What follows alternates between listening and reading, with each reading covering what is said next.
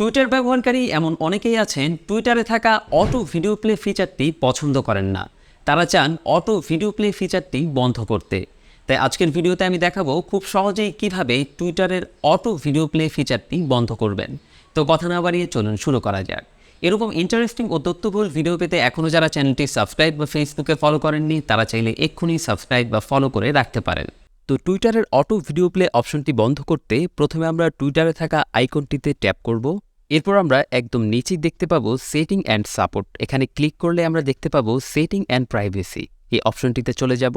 Setting and প্রাইভেসিতে যাওয়ার পর আমরা এখানে দেখতে পাবো অ্যাক্সেসিবিলিটি, ডিসপ্লে অ্যান্ড ল্যাঙ্গুয়েজ। এই অপশনটিতে ট্যাপ করব।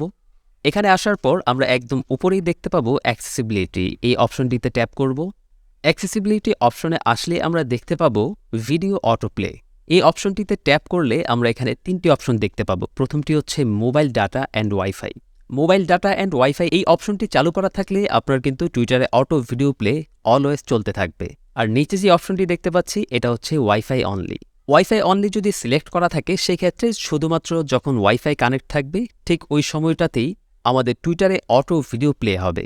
এরপর একদম লাস্ট দেখতে পাবো নেভারে ক্লিক করলে কখনোই আমাদের টুইটারে আর অটো ভিডিও প্লে চলবে না, অর্থাৎ আমাদের অটো ভিডিও প্লে অপশনটি বন্ধ হয়ে যাবে।